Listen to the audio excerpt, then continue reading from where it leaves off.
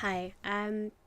For guys who don't know me, you might not know that I have a number of chronic illnesses, the worst of which is chronic fatigue, along with fibromyalgia. Now, I could give you a whole list of symptoms and I could spend hours telling you how it makes me feel, how it makes me hurt, and just how much it's changed my life. I've had fibro for 6 years now, which is as long as I've been with my girlfriend. And it's changed a lot of the ways that I do things. It's changed a lot of the ways that I have to look at the world around me, and there are lots of decisions that I have to make which a lot of people my age don't have to. Now, I could go on all day about this, but the easiest way to tell you what fibromyalgia feels like is Christine Miserandino's The Spoon Theory, which she devised to describe lupus, which is another chronic illness, but it's sort of been adapted to cover most chronic illnesses which limit your day-to-day life. So what I'm going to try and do, and try and be brave, is I'm going to try and read it to you. I might cry. I have a whole roll of loo roll here, in case I have to cry a lot. Yeah. The Spoon Theory. My best friend and I were in the diner talking. As usual, it was very late and we were eating French fries with gravy. Like normal girls our age, we spent a lot of time in the diner while in college, and most of the time we spent talking about boys, music, or trivial things that seemed very important at the time. We never got serious about anything in particular, and spent most of our time laughing. As I went to take some of my medicine with a snack, as I usually did, she watched me with an awkward kind of stare instead of continuing the conversation. She then asked me, out of the blue, what it felt like to have lupus and be sick. I was shocked, not only because she asked the random question, but also because I assumed she knew all there was to know about lupus. She came to the doctors with me, she saw me walk with a cane and throw up in the bathroom. She'd seen me cry in pain. What else was there to know? I started to ramble on about pills and aches and pains, but she kept pursuing and didn't seem satisfied with any of my answers. I was a little surprised, as being my roommate in college and my friend for years, I thought she already knew the medical definition of lupus. Then she looked at me with a face every sick person knows well, the face of pure curiosity about something no one healthy can truly understand. She asked what it felt like, not physically, but what it felt like to be me, to be sick. As I tried to gain my composure, I glanced around the table for help or guidance, or at least to stall for time to think. I was trying to find the right words. How do I answer a question that I was never able to answer for myself? How do I explain every detail of every day being affected and give the emotions a sick person goes through with clarity? I could have given up and cracked a joke like I usually do and changed the subject. But I remember thinking, if I don't try to explain this, how could I ever expect her to understand? If I can't explain this to my best friend, how could I explain my world to anyone else? I had to at least try. In that moment, the spoon theory was born. I quickly grabbed every spoon on the table. Hell, I grabbed spoons off the other tables. I looked her in the eyes and said, "Here you go, you have lupus." She looked at me, slightly confused, as anyone would when they're being handed a bouquet of spoons. The cold metal spoons clanked in my hands as I grouped them together and shoved them into her hands. I explained that the difference in being sick and being healthy is having to make choices or to consciously think about things when the rest of the world doesn't have to. The healthy have a luxury of a life without choices, a gift most people take for granted. Most people start the day with an unlimited amount of possibilities and energy to do whatever they desire, especially young people. For the most part, they do not need to worry about the effects of their actions. So, for my explanation, I used spoons to convey this point. I wanted something for her to actually hold, for me to then take away, since most people who get sick feel a loss of the life they once knew. If I was in control of taking away the spoons, then she would know what it feels like to have someone or something else, in this case lupus, being in control. She grabbed the spoons with excitement. She didn't understand what I was doing, but she's always up for a good time, so I guess she thought I was cracking a joke of some kind, like I usually do when talking about touchy subjects. Little did she know how serious I would become. I asked her to count her spoons. She asked why, and I explained that when you are healthy, you expect to have a never-ending supply of spoons. But when you have to now plan your day, you need to know exactly how many spoons you are starting with. It doesn't guarantee that you might not lose track of some along the way, but at least it helps to know where you're starting. She counted out 12 spoons. She laughed and said she wanted more. I said no, and I knew right away that this little game would work when she looked disappointed, and we hadn't even started yet. I've wanted more spoons for years, and I haven't found a way yet to get more, so why should she? I also told her to always be conscious of how many she had, and not to drop them, because she can never forget that she has lupus. I asked her to list off the tasks of her day, including the most simple. As she rattled off daily chores or just fun things to do, I explained how each one would cost her a spoon. When she jumped right into getting ready for work as her first task of the morning, I cut her off and took away a spoon. I practically jumped down her throat. I said, "No, you don't just get up. You have to crack open your eyes and then realise that you're late. You didn't sleep well the night before. You have to crawl out of bed and then you have to make yourself something to eat before you can do anything else. Because if you don't, you can't take your medicine. And if you don't take your medicine, you might as well give up all your spoons for today and tomorrow too." I quickly took away a spoon, and she realised she hadn't even got dressed yet.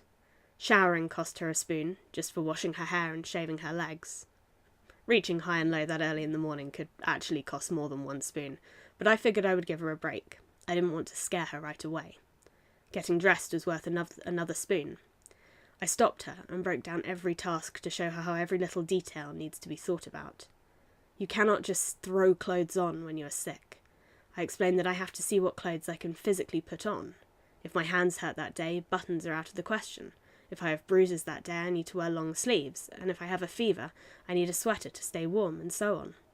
If my hair is falling out, I need to spend more time to look presentable, and then you need to factor in another 5 minutes for feeling bad that it took you 2 hours to do all of this.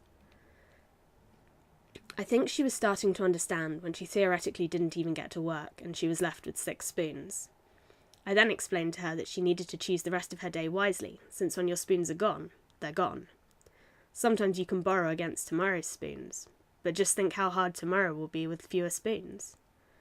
I also needed to explain that a person who is sick always lives with the looming thought that tomorrow may be the day that a cold comes, or an infection, or any number of things that could be very dangerous. So you don't want to run low on spoons, because you never know when you will truly need them. I didn't want to depress her, but I needed to be realistic, and unfortunately, being prepared for the worst is part of a real day for me. We went through the rest of the day, and she slowly learned that skipping lunch would cost her a spoon, as well as standing on a train, or even typing at her computer for too long. She was forced to make choices and think about things differently. Hypothetically, she had to choose not to run errands, so that she could eat dinner that night. When we got to the end of her pretend day, she said she was hungry. I summarised that she had to eat dinner, but that she only had 1 spoon left. If she cooked, she wouldn't have enough energy to clean the pots. If she went out for dinner, she might be too tired to drive home safely. Then I also explained, something I didn't even bother to add into this game, that she was so nauseous that cooking was probably out of the question anyway. So she decided to make soup because it was easy. I then said, "It's only 7 p.m, you have the rest of the night, but you only have 1 spoon. So you can do something fun, or clean your apartment, or do chores, but you can't do it all." I rarely see her emotional, so when I saw her upset, I knew maybe I was getting through to her. I didn't want my friend to be upset, but at the same time I was happy to think finally maybe someone understood me a little bit. She had tears in her eyes and asked quietly, "Christine, how do you do it? Do you really do this every day?" I explained that some days were worse than others. Some days I have more spoons than most, but I can never make it go away, and I can't forget about it. I always have to think about it. I handed her a spoon I had been holding in reserve. I said simply, I've learned to live life with an extra spoon in my pocket, in reserve. You always need to be prepared. It's hard. The hardest thing I ever had to learn is to slow down and not do everything. I fight to this day. I hate feeling left out, having to choose to stay home or not get things done that I want to. I wanted her to feel that frustration. I wanted her to understand that everything everyone else does comes so easy, but for me it is 100 little jobs in one. I need to think about the weather, my temperature that day, and the whole day's plans before I can attack any one given thing. When other people can simply do things, I have to attack it and make a plan like I am strategizing a war. It is in that lifestyle the difference between being sick and healthy. It is the beautiful ability to just do and not think. I miss that freedom. I miss never having to count spoons. After we were emotional and talked about this for a little while longer, I sensed she was sad. Maybe she finally understood. Maybe she realised that she never could truly and honestly say that she understands. But at least now she might not complain so much when I can't go out for dinner some nights, or when I never seem to make it to her house and she always has to drive to mine. I gave her a hug when we walked out of the diner. I had one spoon in my hand and I said, "Don't worry. I see this as a blessing. I have been forced to think about everything I do. Do you know how many spoons people waste every day? I don't have room for wasted time or wasted spoons, and I chose to spend this time with you." Ever since this night, I have used the spoon theory to explain my life to many people. In fact, my family and friends refer to spoons all the time. It has been a code word for what I can and cannot do. Once people understand the spoon theory, they seem to understand me better. But I also think they live their life a little differently too. I think it isn't just good for understanding lupus, but anyone dealing with any disability or illness. Hopefully, they don't take so much for granted in their life in general. I give a piece of myself in every sense of the word when I do anything. It has become an inside joke. I have become famous for saying to people jokingly that they should feel special when I spend time with them, because I have spent one of my spoons with them.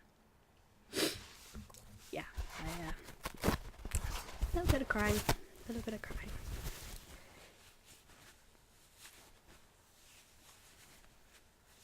It is the hardest part. I was 19 and I was a cheerleader and I was in a choir and I barely slept and I lived off caffeine and ice cream because I was away from home and I could eat what I wanted. And I came back to uni for my second year and I was broken. I would lie on the floor of my bedroom and cry and scream for somebody to come and help me get dressed as I lay there because I couldn't move. And I lived with an ex at that point, and he would walk into the room and tell me to pull myself together and shut up before walking away without helping me. My third year of uni, I used a cane to walk with.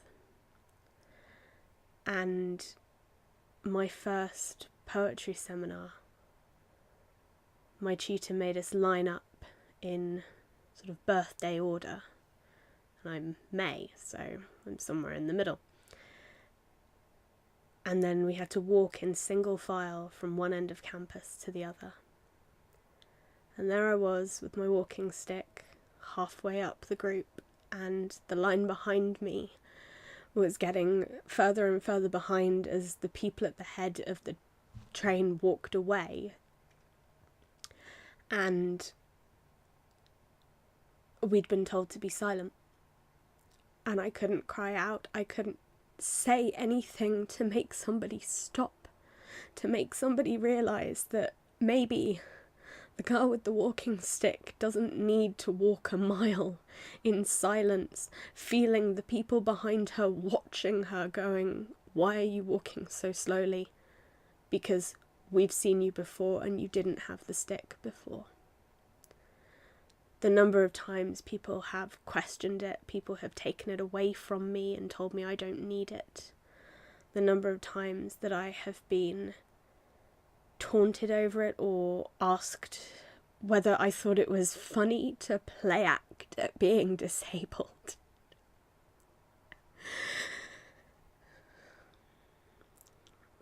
It takes away so much. So much. And I need everybody, particularly people who are new to my life and my friendship. I need people to realise that if I am writing for you or crafting for you or spending time with you, that costs me energy. That means there's something else that I can't do, or it means that all of my energy that day is going to you.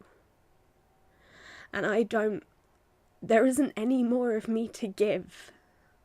And I don't know how clear that is. I don't know how obvious it is that I spend my days doing things for other people to make other people happy, because that's what I want to do. I want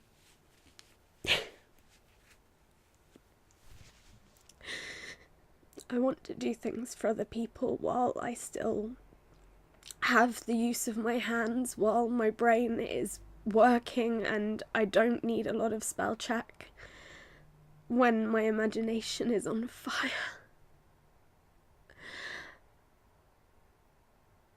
And sometimes I need that to be appreciated. Sometimes I need a hug or a big thumbs up, or just some kind words for someone to say, you know what, you've done loads today. Go have a bath. Go treat yourself. Go have a nap. So I hope the swoon theory has helped with some of that. I will probably do a video at some point which talks about my symptoms in general. One of which is the fact that I currently have pins and needles in my feet because my blood pressure is incredibly low.